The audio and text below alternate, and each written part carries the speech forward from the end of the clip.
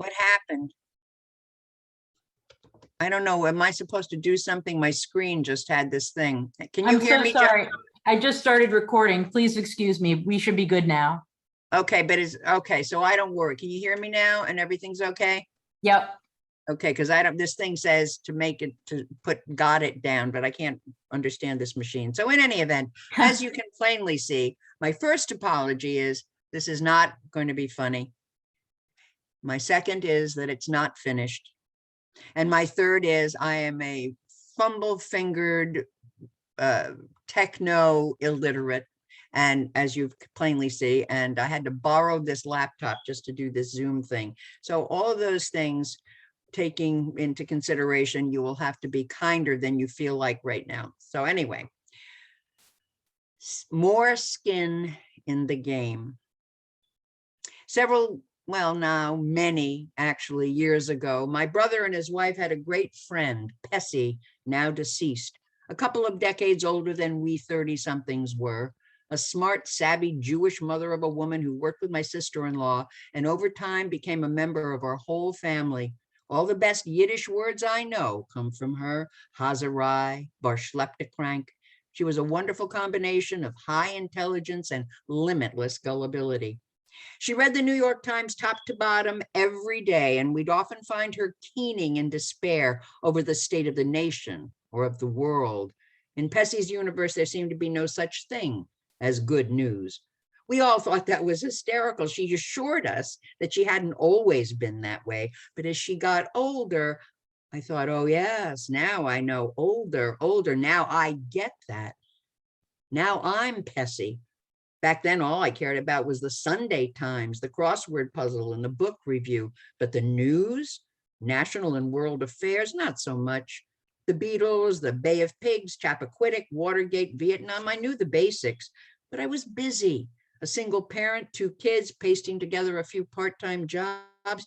No time to sweat the big stuff. But then suddenly one day I was 35, and the next day I found myself turning 60. But even though I didn't start reading the New York Times daily, I began to actually listen to the news and have a response, a visceral response, a Pessy level one about what I was hearing. It was my husband's fault, of course, and MSNBC and the then candidate Obama.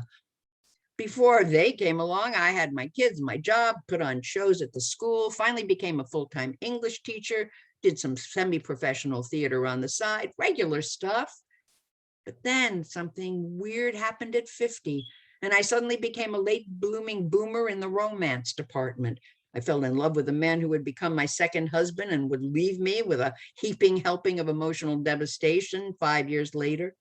But that kind of thing happens all the time to people. Very distracting, though. I didn't even know there was to be a presidential election going on in 2004. I was too busy being devastated and confined my TV watching to Turner Movie Classics and HGTV to keep myself informed. And once I'd stopped sobbing, I found it rather pleasant in a cozy, convalescent sort of way to remain so. Don't confuse me with the facts.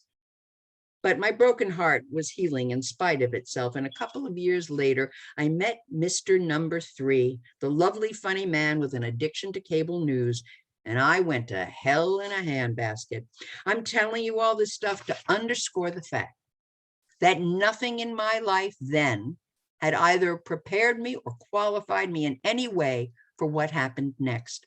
Suffice it to say, I began to get passionate about things. It was not only surprising, but kind of shocking, like when John Travolta gets struck by lightning in that movie, Michael. Yeah, like slow motion lightning. Maybe it was Pessy who planted the seed. Maybe it was just old age setting in. Maybe it was like that for Catherine the Great when she suddenly began to feel more than a passing interest in horses. I wonder how old she was. I don't know. Early onset eccentricity, it could have been anything. But the fact is, all of a sudden, no topic of social significance was safe. Education reform and how kids don't have a stake in their own education. And though I'm assertively non-religious, spirituality and how it's been squeezed out of our lives. And women's rights and how they've stalled and even been slipping backwards. And the white male power structure and how young boys particularly lack role models and direction. And especially, first among equals, the issue of racism. Racism. And my sudden clear conviction that the nation, hell, our species, had been infected for millennia with the lethal seed of our own destruction, fear and hatred of the other. What other? Our other selves? And its most virulent incarnation, the root cause of everything else, including the toxic hypocrisy that will eventually kill our country, that permutation, color-coded for our convenience, racism. I heard then, as I hear now, oh, not everything's about race. It's not about racism. Well, then we're all racist then. What about reverse racism? I wish I could agree, be a lot easier. Maybe then I could take up scrapbooking or learn Finnish. But no, I felt compelled to talk about it, mostly to my beleaguered husband and family members. And though the only thing I ever wrote for decades before that had been my daily journal, I began to write about it. Letters to nowhere, heated harangues, sour lemon harangue pies of them. What happened to me? I used to be satisfied with voting on election day and solving my social conscience with little donations to St. Jude's or Habitat for Humanity. Yet here I was now galvanized by an almost frantic, not to mention impotent fervor to do something about everything. It took me a while, though, to stop concentrating on our entire species and to start looking at myself, seeing in me precisely that same lethal hypocrisy I was so quick to see in society as a whole. It was about 7 years ago, having been shaken awake by suddenly recalling a seemingly random incident that had somehow leaked out of one of my aging memory banks and leaving a malodorous puddle in the middle of my consciousness. I wrote about it in the Reporter, and the Reporter published it, at least online. Oh, 5 or 6 people must have seen it. I called it The Little White Lie. It memorialized my parents' return from a week in Antigua back in the 60s, and my mother, brilliant, loving, generous, well-traveled, college-educated East Coast liberal businesswoman that she was, regaling my brothers and me with an anecdote about an Antiguan man asking her to dance, and her subsequent discovery that his skin felt exactly like skin. As I said in my article, and several years later when I wrote it in the original Skin in the Game, that to this 16-year-old me, she may as well have been Margaret Mead. I wouldn't know until 50 years later what her groundbreaking discovery really meant about both of us. The mind-numbing ignorance it signaled, which we were too colorblind to see, that we were accidental racists, practicing racism light every time we overlooked, underestimated, judged, ignored, or were otherwise selectively deaf and dumb to the disrespect, disenfranchisement, and ongoing injustices suffered by people of color 24/7, right here in these our beloved United States of America. So I did this, or the first part of the Skin in the Game. I called it Skin in the Game for Whites Only. Just over a year ago, I did it at the Jamesport Meeting House, their first foray into live theater, and as far as I know, maybe the last since the beginning of COVID. For me, the upside was that by law, they were limited, given their space, to an audience of 20. So for the first time since 1992, I was playing, granted on a technicality, but still, to a full house. And then I performed it again a few months later, live streamed direct from the Ram's Head Inn. That made about another 20 people who saw it. So after all that, I mean, I bared my soul. I covered, or so I thought, all the bases. Anyone listening would have had to have at least entertained the possibility that they too might have been bred to white privilege without even knowing it. I gave examples of my ignorance, my preconceptions, my arrogant assumptions. I thought someone, more than one, would want to talk, would want me to maybe tell my story to other people, not to blacks. Like I pointed out, that's all they need on top of 400 years of injustice and oppression, a bunch of woke whites beating their breasts and singing mea culpa. But I couldn't believe that my efforts had produced zip, nada, nothing. It had been months after all. All of this is very WP of me, white privilege. assuming that especially about something so important, people would automatically pay attention immediately to what I had to say. Sincere, woke white woman that I was, my attitude combined three leading white privilege traits: arrogance, immodesty, and impatience. But if at first or second you don't succeed, try again, louder maybe.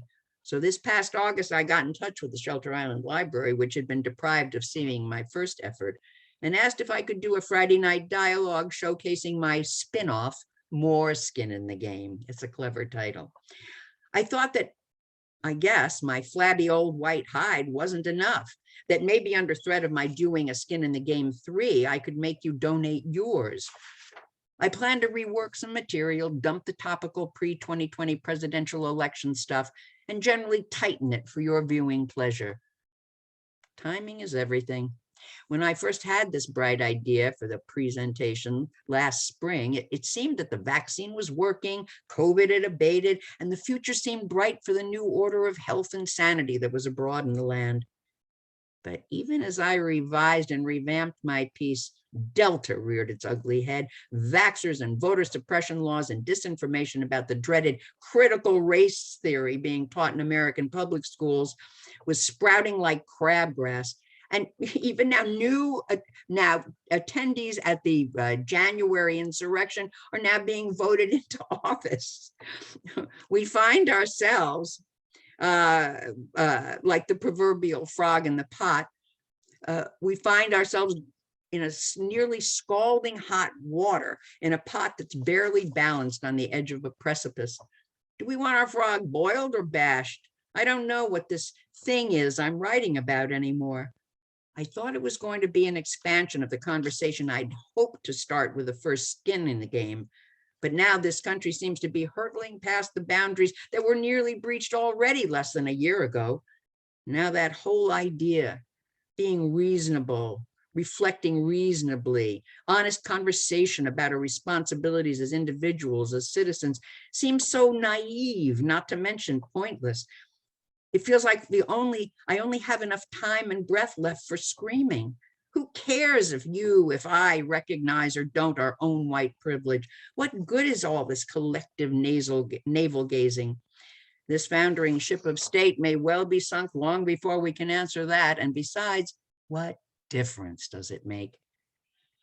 Anyway, ever since I did the first Skin in the Game, as sincere an effort as it was, I felt that I'd missed something or gotten it wrong. I include a part of it here because not only does it provide evidence of my personal white privilege, but it was, upon reflection, what led me to where this new piece has finally brought me. So what is it? Whiteness. A notion, really, or several notions. It could mean a blankness, an emptiness, a lack, or as a concept. It didn't even exist in terms of human beings until after Columbus sailed the ocean blue and discovered India. But no wonder the fact of white privilege is so hard to see against a population that for so long was 80% white. It's so insidious because it's invisible. And if it's invisible, it's incurable, like some kind of sinister white rabbit skulking against a snowbank. Yeah, like snow blindness or something, except to the people of color who for centuries have seen it, but dared not name it. And now that they have named it, well, it's fake news. When in fact, it's so ingrained in the very fiber of our country's being now that it's almost like having a collective birth defect, because it begins to happen at birth. Clueless, we little white babies have been bred, trained, almost hard driven to be a default racist. It gives a whole new meaning to the phrase white bread. But it didn't start with our parents. They've been white bread too, as have their parents and their parents' parents, centuries of parents. So by now, for many of us, our perceptions of the world and of the creatures in it seem to have been ever so slightly distorted, imperceptibly and possibly permanently stunted. And because so many of us have been bred not to see people of color as card-carrying people, as human beings exactly like us, over the centuries, our humanity must have become deformed as well.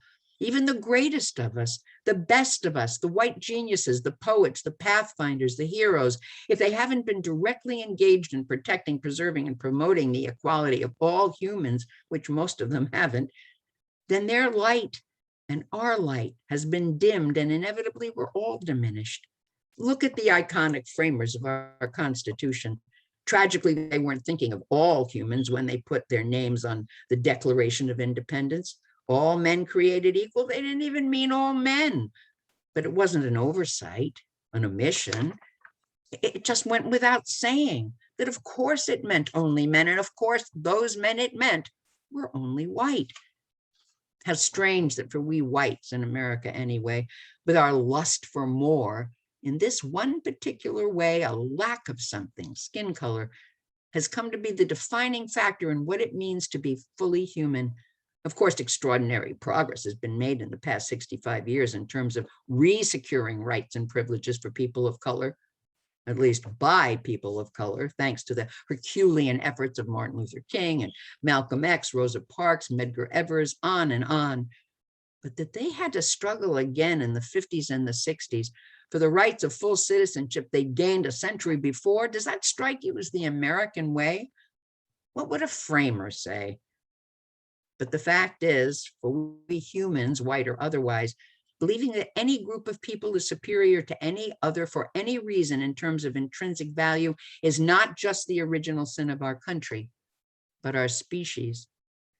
So, okay, the founders weren't perfect, maybe, but no matter how poorly, how hypocritically they manifested their vision in this new nation, those extraordinary rib-strumming ideas upon which it was founded, inadvertently possibly, but founded nonetheless, that all people have a right to life, liberty, and the pursuit of happiness. And of course, the one single notion that makes us exceptional, that a great nation can be formed by people, young, old, men, women, rich, poor, from all over the world, e pluribus unum. Well, those ideas were so intoxicating, the proof of our power and glory so convincing, the faith in our goodness so pervasive, especially in the wake of World War II. After all, we'd saved the world, right?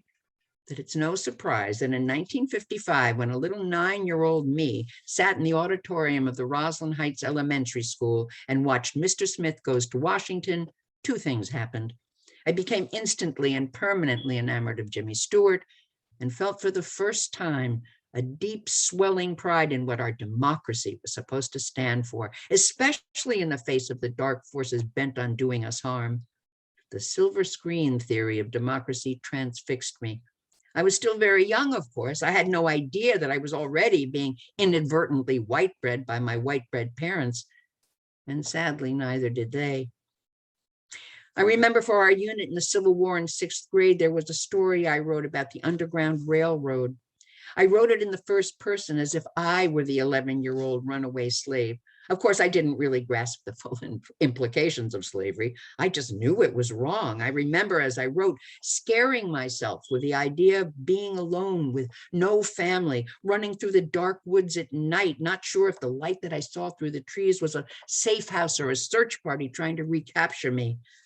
I realize now that that story was for many years as close as I would ever come to identifying mentally and emotionally, human to human, with a person of color. And she was imaginary. The thing was, my textbook made it clear that though slavery was very bad, only some people did it. And then Abraham Lincoln freed all the slaves anyway, and then he was shot, and then they had Reconstruction, where the sneaky carpetbaggers from the North took advantage of the poor, war-weary Southern people. But whatever happened to those lucky freed slaves? What did they do? Where did they go? Well, the textbook didn't say. Somehow that part of the story seemed to be over. Then in junior high, it was all about integration. If you had a TV, probably black and white, how metaphoric, you couldn't miss it. Little Rock, Arkansas in the late 50s, that knot of neatly dressed, terrified teenagers approaching in the line of armed National Guardsmen who were blocking the entrance, those big double doors of Central High School, a puzzlement to my 12-year-old self. Clearly, they didn't want Negro students to go to school with white students. Why? Didn't seem right. I was mildly curious, but though it was in the news, it didn't seem to be a topic of much conversation in my family. in my school. I mean, if it was so awful, if it was against the law, they would arrest the governor or somebody, right? But it was just a fact, like Eskimos making their houses out of ice blocks. It just was. I didn't make any real connection between the runaway slave in my story and these very real, very scared high school kids. They were just characters in two different stories. I had no idea what was happening then to me, but I do now. A kind of collective smoke and mirrors amnesia, a compartmentalizing of all the inconvenient truths of our country's history, past, present, and in the making, folded up in boxes as quickly as possible and put up high on a shelf in the nation's attic almost as soon as they'd happened, which allowed me and most every other white person in America to separate ourselves from those truths and dismiss what was actually happening. No wonder the idea of critical race theory is so abhorrent to so many white people. Is it me, or does this sound oddly familiar? I'm sorry. I know it's rude and uncouth to invoke it, but didn't that happen in Nazi Germany too? The nice people, the people who loved their pets and gave to charities at Christmas and worried if their kids were late for dinner. Those nice people who just didn't allow themselves to know what they knew. In her extraordinary book, Caste, Isabel Wilkerson speaks about our romantic ideal of the Old South, the pillared mansions and plantations, all gone with the wind. And she points out that the term plantation was actually a euphemism for concentration camp. And what else would you call a place where people were held against their will and forced to perform unpaid manual labor under deplorable conditions, innocent of any crime at all, but with no recourse, no reprieve, no release? Yeah, that's what they were, all right. Concentration camps with columns. But even in Germany, I don't think they bought and sold their prisoners. I'll have to check that out. I remember being in my late teens, maybe early 20s, the first time I noticed ebony on the magazine rack in Adelstein's, the local stationery, cum candy, cum cigarettes and magazine store. I recall flipping through it fascinated. It was like seeing bits and pieces of another parallel universe. So like Life magazine, but not. A mirror image of the real life, like a reflection in a dark pond. Like that title of that old movie, Imitation of Life. Imitation, right.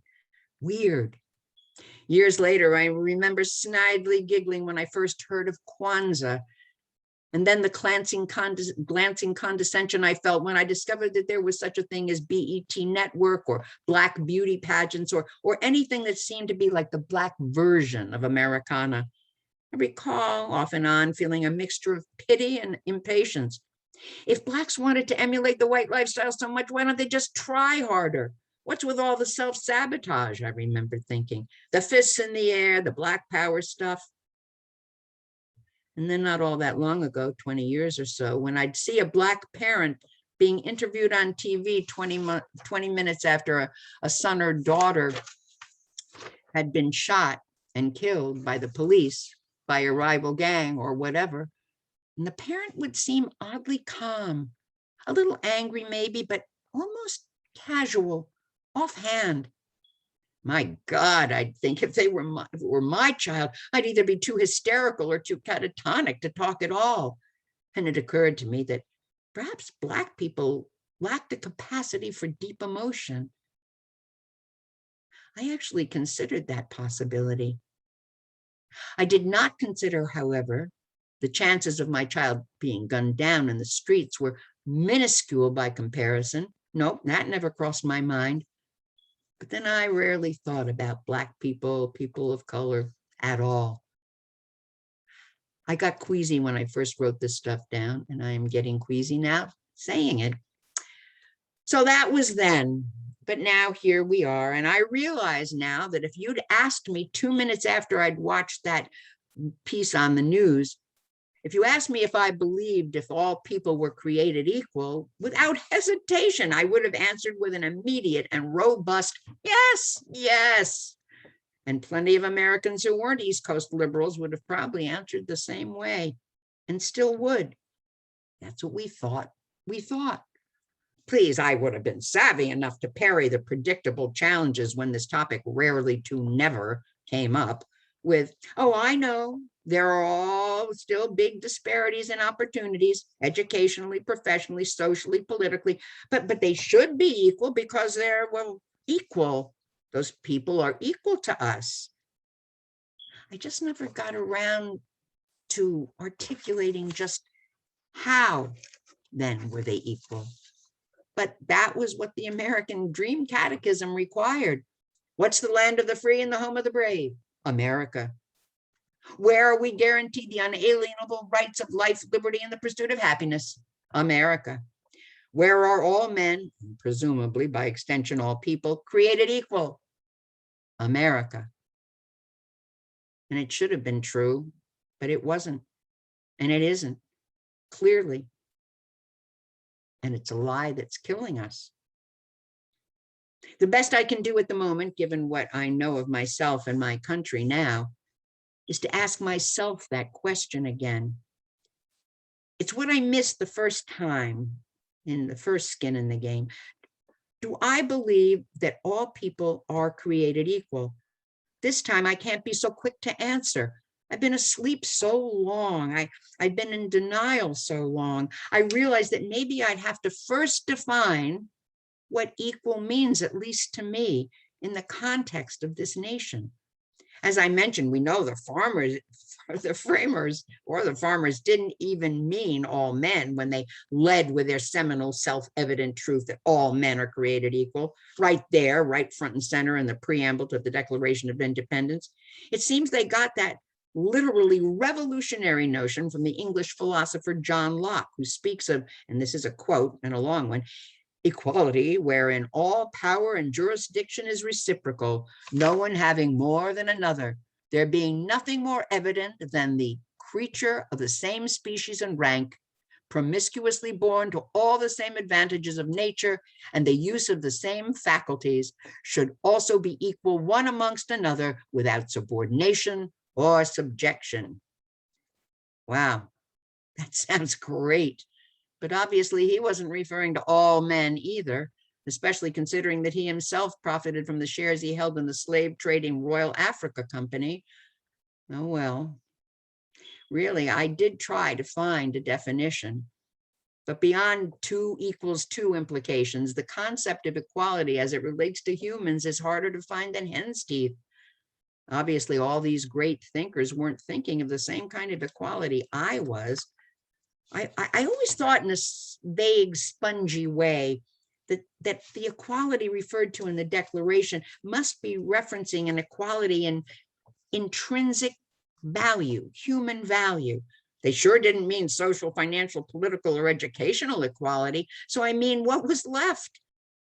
I plugged in intrinsic human value into good old Google, and I came up with the following on a Christian website, a nonprofit Christian website called crossexamined.org. They didn't have an author, they just put it up, they posted it. If humans are intrinsically valuable, then there are a set of objective and even absolute duties that cannot be violated. This view holds that humans possess objective value regardless of their situation, condition, social or economic status, skin color, sex, location, beliefs, or any host of other characteristics by which people try to judge others' value. This allows for objective condemnation and consequences of particular choices and behaviors, which many people do not appreciate, especially if they are accused of committing the atrocities. This view also makes even government and governmental officials responsible to the greater reality of this moral law, which justifies political reform, something that certain rulers and politicians do not appreciate. That's what I'm talking about. That equality, that equally valuable. And do you know what kind of equality that is? Unnatural, that's what. In his new book, Of Fear and Strangers, George Macari references French philosopher Michel Foucault in discussing xenophobia, which, as far as I'm concerned, is, along with the group including racism, discrimination, and prejudice, a word with a distinction, not a difference. He says this: The fear and hatred of strangers not only manifests itself in pogroms and race riots, but also lurks in seemingly reasonable places inside the heart of society, perhaps inside of all hearts. Any quality that can reside in all of us necessarily ceases to be a pathology and simply becomes one more aspect of human nature. So you see, all this time with all this lip service to a revolutionary concept upon which an entire and exceptional nation has been built, and turns out that concept is entirely and exceptionally foreign to human nature, at least so far. And really, it's not even a true concept at all, but more of a monumental misunderstanding, an accident predicated on the shockingly imprecise language of the framers, because the prevailing wisdom concerning human behavior maintains that doing what comes naturally is really all about conquering, controlling, and or killing the other. Always has been. No wonder the racists, maybe we should call them the realists in our nation, are so hell-bent on preserving the natural order of things, which always involves the dehumanizing of the other, any group that challenges its primacy. That's the real truth. And no wonder that they are increasingly hysterical, the members of the white power structure. They're on their way to being outnumbered.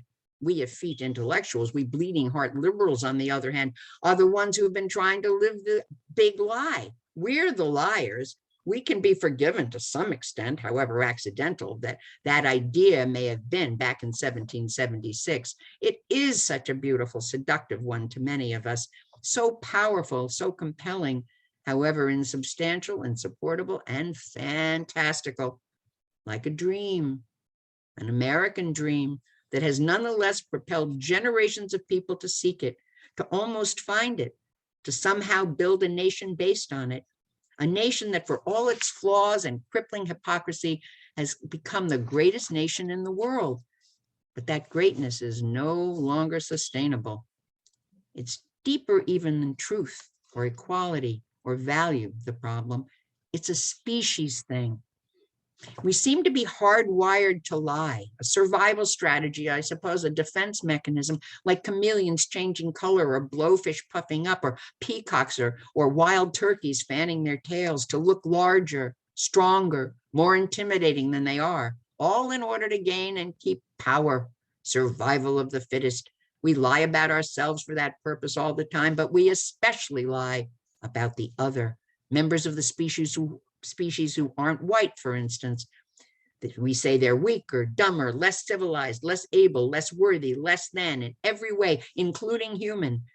In the book I mentioned, Caste, Isabel Wilkerson quotes historian Ariella Gross, who's speaking about the new level of slavery achieved in the New World, specifically in this nation.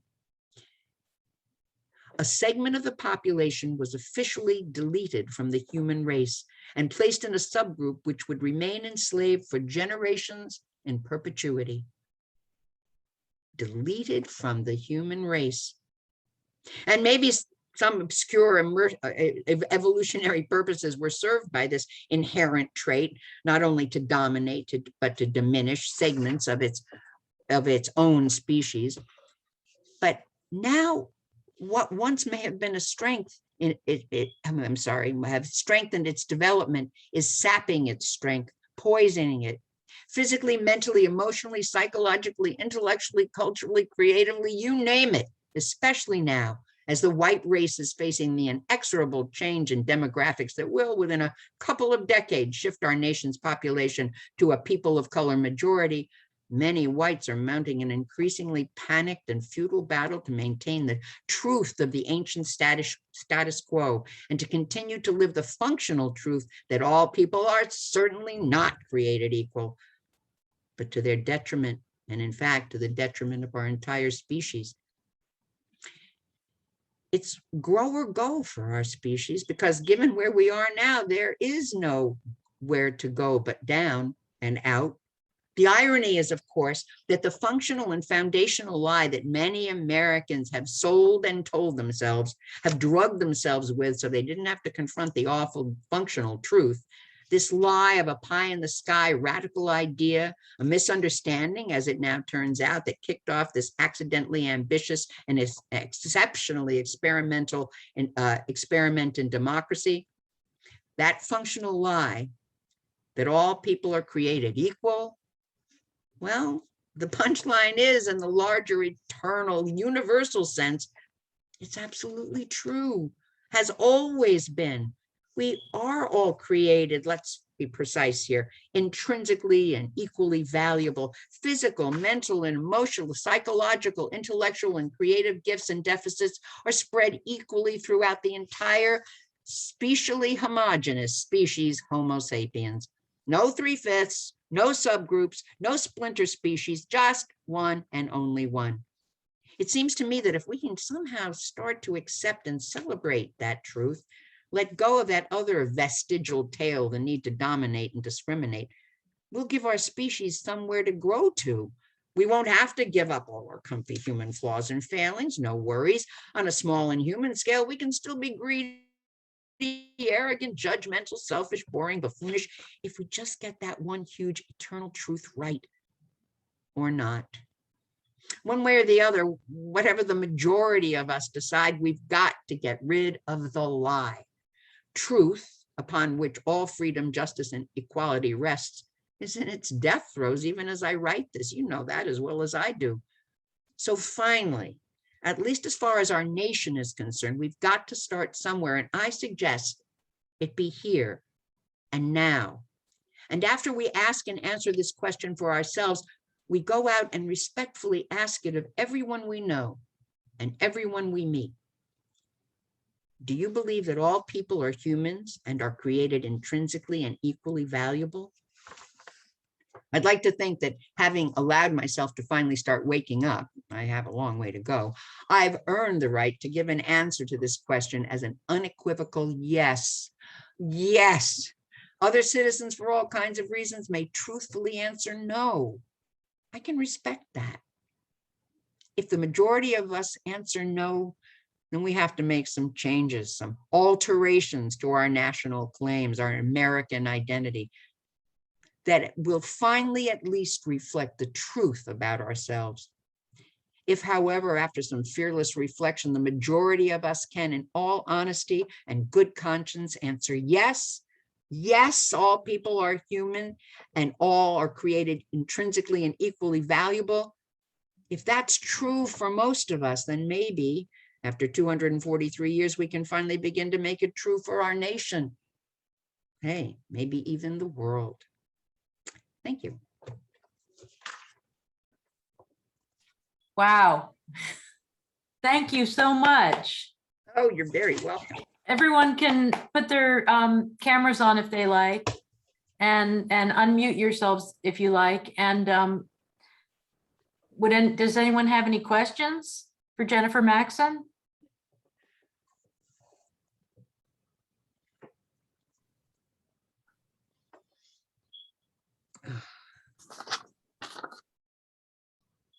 I thought it was terrific, Jenifer. Thank you. So thoughtful, your journey and how you explained, how you've evolved in your thinking.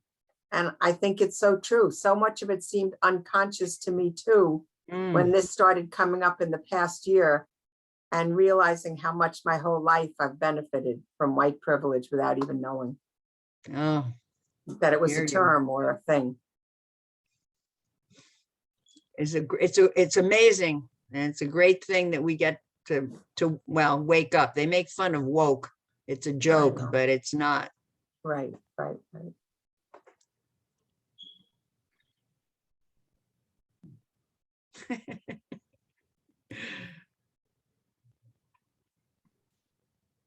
Forgot to unmute myself. There was a lot there. I'd like to get a transcript if I could for the library. That would serve you right. Yes, I'm sure. I'm sure we can get that to you. That was terrific, Jenifer. Thank you so much. Thank you very much. And thanks for all the brave people who managed to get through it. And, as I say, it's a work in process and hopefully progress, but it's just, this is it. This is the bottom line. And of course, the wonderful irony is, aside from the fact that this whole country, as far as I can tell now, was if the framers had said what they meant, we wouldn't be here in this situation. But we'd never have the great country we have that was based on flawed and accidental as it was, based on that idea that all people are equal. And that's a great irony that, I mean, we're at a place now. The other one irony is that we have a chance to do something, because as terrifying as things are, people are waking up. And look at us, look at people now thinking and feeling about this. So thank you very much for the opportunity, and everybody have a safe and good holiday season. I just want to say, I didn't want to remain quiet. What you had to say was brilliant. And I'm speechless. I really am. Thank you. I can't thank you enough. And Oh, thank you. it was a real awakening for me. Thank you. And thank you for all the hard work that you put into it. Yeah, My Agreed. pleasure. absolutely. And there was a lot there, so I'd really love to have a chance to read it, because I feel like it made a lot of references, and there was just a lot. So I need to hear it again or read it again. Anyway, Well, thank you so much. I agree, Justin. And, It'd be nice to and- be able to read it. Oh, I'm John? sorry? Yeah, it would be nice to read it. Yeah, because That's what you think. it was beautifully done. So It's like- maybe, Thank you so much. It's So like maybe I can poetry. get- It's like poetry. Sometimes it's better to be actually read it rather than hear it. I mean, you can hear the inflections of the voice, but to be able to actually ponder, oh, that was that word. It was spelled that way. Oh, interesting. Okay, now I know. what Yeah. you're saying. Oh, So I it'll really be enjoyed interesting. your- All right. I really enjoyed your awakening process, and I'm sure we all have similar stories. We just haven't been maybe as bold as you to be able to put it down in words. So I thank you for that. I thank you for being here. Thank you to everybody. It's been a pleasure. Let's go out there and ask that question. Ask that question. I think a cat just pushed over a picture. Ask that question of people. Do they believe it? Because, we don't even think about it. And that's what we have to start doing, is thinking. So thank you, everybody. Now, what do I do? Just leave? we just say good night and thanks Good again. night. Do we Good sing night, something? No, Um, no singing? I No? Good don't. night, all. No, kumbaya. Take care. Take Bye-bye. care. Happy holidays. Thank Bye-bye. you. Good Bye-bye. Bye, night. everyone. Thank you, Jocelyn. Bye-bye. Thank Thanks, you a million Jennifer. times. Okay, bye. If I can do this. Oh, it's nice.